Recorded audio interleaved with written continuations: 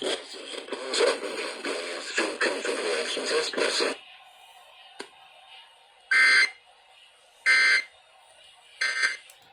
we deal with this box up?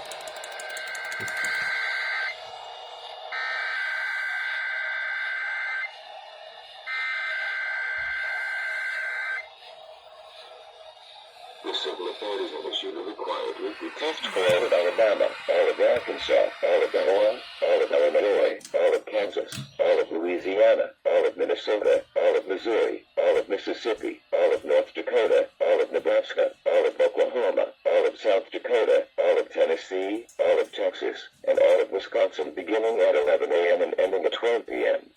Test message EAS open cap EAS feed configuration test message.